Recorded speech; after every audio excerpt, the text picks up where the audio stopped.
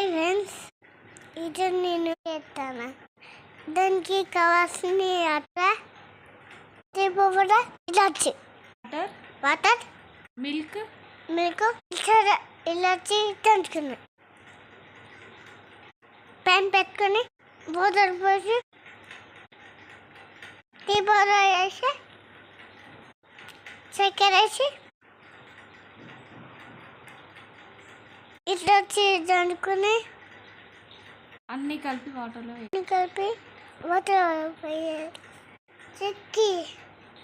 చిక్కి పెట్టి ఇట్లా అవుతుంది.